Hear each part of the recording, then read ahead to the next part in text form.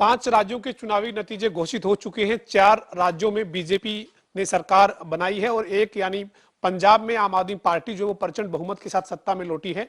मैं इस वक्त इस तमाम मुद्दों पर बातचीत करने के लिए हरियाणा बीजेपी के अध्यक्ष ओम प्रकाश धनखड़ के साथ हूं। धनखड़ साहब, 4 राज्यों में जो है वो बीजेपी ने सरकार बनाई है, लेकिन पंजाब में एक नई पार्टी के तौर पर आम आदमी पार्टी मैदान में थी और प्रचंड बहुमत मिला है। आप किस तरीके से राजनीतिक अनुभव से क्या कहेंगे? तो गिल्ली लोगों ने अपने आप खुद गिरा ली, कांग्रेस और अकाली दल ने, इसलिए तीसरे नंबर पर थे वो आगे। जो चमत्कार है वो तो ये उत्तर प्रदेश में लौटना, उत्तराखंड में लौटना, जहां सरकारें कभी लौटती नहीं थी, वो अपने आप में करिश्माई काम हुआ है। मणिपुर में सरकार आना, गोवा में फिर से सरकार आना, ये तो दो पार्टियों का पराभव हो गया, वो सेल्फ आउट हो गई, तो उसके कारण से तीसरे नंबर पर खड़े थे, आ गए हैं।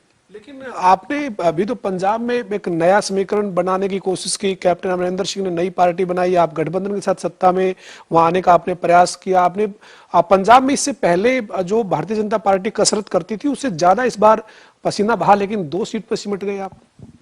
हम पहले 3 सीट पर थे, अब 2 पर रह गए। पहली बार हम अकेले बड़े बनकर चलने का प्रयास किया था, बाकी तो छोटे पार्टनर थे। इतने कम समय की उसमें से हम चुनाव आए, चुनाव लड़े, अपने पंख खोले हैं। अब हरियाणा की तरह सने सने बढ़ेंगे। थोड़े समय में आप पूर्ण पंजाब की राजनीति बीजेपी को करते हुए देखेंगे। आपको लगता नहीं है कि आम आदमी पार्टी दिल्ली से निकलकर पंजाब में इतना बड़ा बहुमत लेकर आई है, तो हरियाणा या अन्य जगहों पर भी आपके लिए चुनौती बन सकती है? लोकतंत्र में तो हमेशा जैसे कुश्ती का दंगल होता है ना भाई, सब नए नए प्लेयर आते हैं, कुश्ती करते हैं, खिलाड़ी आते हैं, सबके लिए मैदान खुला रहता है। और वो मोदी जी ने एक कविता कही ना, दम है तो मुझे गिराकर बढ़, तो वो कविता उन्होंने पूरी संसद में कही थी। तो ये तो खेल ऐसा है, इसमें दम होगा वो आगे बढ़ेंगे। हम में दम था, हम जो है जनता का आशीर्वाद, हमने, जनता ने हमको आशीर्वाद दिया, हमारे कामों के प्रति वो जो उन्होंने वो मोहर लगाई, इसलिए हम जनता के कृतज्ञ हैं। जनता उसको स्वीकार करती है जो पार्टी अपनी नीतियों के साथ नीचे तक काम करती है। ये तो मैंने बताया कि एक अभी तो ये पराभव के कारण से उद्भव हुआ है। अगली बार जब आएंगे तो निश्चित रूप से बिल्कुल लगेगा कि भी इन्होंने कोई अच्छी डिलीवरी की है और उसके कारण से रिपीट किए हैं। तो हमने अच्छी डिलीवरी की है, 4 राज्यों में रिपीट करके आया। ये जो पंजाब में एक और समीकरण भी था, जो 1 साल तक जो बॉर्डर पर आंदोलन चला, उसके जो नेता थे उन्होंने पंजाब में राजनीतिक दल के तौर पर उतरकर मैदान में किस्मत आजमाई, लेकिन जमान जब्त हो गई। कुल मिलाकर 20,000 वोट सभी उम्मीदवारों को नहीं मिले। तो क्या कहेंगे आप इस पर? मैं तो बार बार इसी कार्यालय में आपको कहता था कि उनको चुनाव में जाना चाहिए, क्योंकि वो बड़े बड़े कानूनों को बदलवाने की बात, वापसी की बात करते थे। तो जो लोकतंत्र में तरीका यही है कि जिन विधानसभाओं में, जिन लोकसभा में कानून बनते हैं, वहां बैठने कर कानूनों पर विचार होता है और वहीं से कानून की वापसी और कानून का बनना होता है। और इसलिए इन सब नेताओं के पहले पुराने वोट भी आप दिखाइए, जब पहले भी चुनाव में गए हुए लोग थे, ये पॉलिटिकल प्राणी थे जो किसान आंदोलन के नाम से गए थे और बाद में फिर पॉलिटिकली एजेंडे के साथ वापस आ गए और जनता ने इनको, इनकी जो जगह थी वो दिखाई है वोट देकर। उत्तर प्रदेश में भी एक अनोखा गठबंधन हुआ, जो है वो समाजवादी पार्टी और आरएलडी जयंत चौधरी ने मिलकर चुनाव लड़ा। राकेश टिकैत जो किसान आंदोलन का नेतृत्व कर रहे थे, उन्होंने कई ऐसे सगुफे छोड़े, वोट जो है वो कोको ले गई जैसे शब्दों का जो है वो उन्होंने प्रचार में इस्तेमाल किया। तो आपको लगता है कि उन बेअसर रहा सब कुछ? देखिए, वो तो बता दिया बालान जी ने, कोको को हाउ खा गया। तो इस तरह के शब्दों के इस्तेमाल ऐसे शब्दों से दिए जाते हैं, उन्होंने उन्हीं शब्दों से जवाब दे दिया। देखिए, जमीन पर लोगों ने किस एजेंडे को सीरियस माना? लोगों ने इस बात को सीरियस माना कि हमारी सुरक्षा, हम खेत में आराम से जा सके, हमारी बहन बेटियों के सम्मान की रक्षा रहे, हमारे काम धंधे सुरक्षा पूर्वक चलते रहे।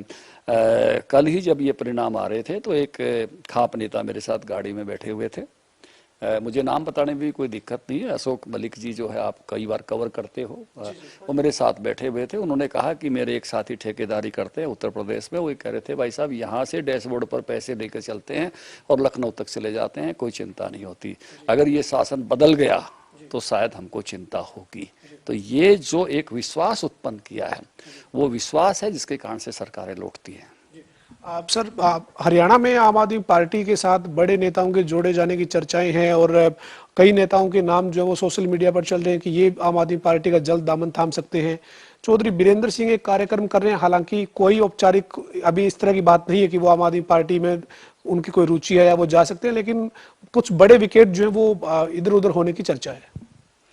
देखिए वीरेंद्र सिंह जी की जो सोशल मीडिया पर या जो मैंने सुना है उनका 50 साल राजनीतिक जीवन हो गया, उसको सेलिब्रेट कर रहे हैं तो वो सेलिब्रेट करें। कोई बात की आगे की बात आएगी तो जब कोई बात जब होगी, मतलब मैं वो बहुत ही सुलझे हुए नेता है। उनके बेटे जो है भारतीय जनता पार्टी में सांसद है ब्रजेंद्र सिंह जी, वो भी बड़े मेच्योर IAS अधिकारी भी रहे हैं, मेरे साथ उन्होंने काम किया और बड़े बड़े मेच्योर लीडर हैं। सर इसके अलावा मेरा एक सवाल है, आज चंडीगढ़ में यही हरियाणा भाजपा का जो चंडीगढ़ स्थित कार्यालय है वहां पर आपने चंडीगढ़ बीजेपी के अध्यक्ष संजय टंडन के साथ मुलाकात की और जो वीर बहादुर दिवस जो मनाने का फैसला हुआ है 26 दिसंबर को, उसको लेकर एक कार्यक्रम था, किस तरीके से क्या चर्चा हुई है? प्रधानमंत्री जी ने 26 दिसंबर को जो छोटे साहबजादे थे उनके उस पर जो है फतेह सिंह और जोरावर पर उनको वीर बाल दिवस 26 दिसंबर जो राष्ट्रीय वीर बाल दिवस घोषित किया है उस पर कृतज्ञता अर्पित करने के लिए 13,000 से अधिक लोगों ने पत्र लिखकर हमको सौंपे हैं।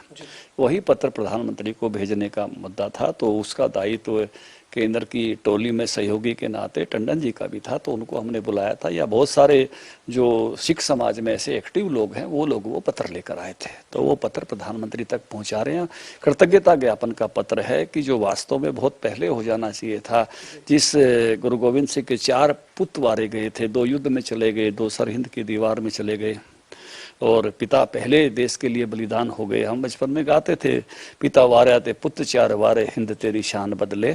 तो ऐसे महान वीर मोटिवेट करेंगे हर बालक को, तो उस नाते से उन्होंने जो घोषणा की थी प्रधानमंत्री जी ने, उसके लिए कृतज्ञता ज्ञापित करने के लिए 13,000 से अधिक सिख बंधुओं ने पत्र लिखे हैं। वो पत्र जो है वो वहाँ भेजे हैं आज। हमारे साथ हरियाणा बीजेपी के अध्यक्ष ओम प्रकाश धनखड़ थे, जिन्होंने 4 राज्यों में जो बीजेपी को बहुमत मिला है उसको लेकर कहा है कि बीजेपी ने जो डिलीवर किया है, यानी जो जिस तरह से शासन दिया है उससे लोगों ने उसे स्वीकार किया है और उत्तर प्रदेश में एक बार फिर से सरकार बनी है, जबकि अन्य राज्यों में भी बीजेपी को बहुमत मिला है। लेकिन पंजाब के नतीजों पर ओम प्रकाश धनखड़ का यह मानना है कि वहां पर कांग्रेस और अकाली दल जो है वो कुछ बेहतर नहीं कर पाए। यही वजह है कि तीसरे नंबर पर जो राजनीतिक दल था उसको विकल्प जो है वो बन पाया है। वीडियो जर्नलिस्ट विजेंद्र सिंह के साथ पवन सिंह और जनता टीवी, चंडीगढ़।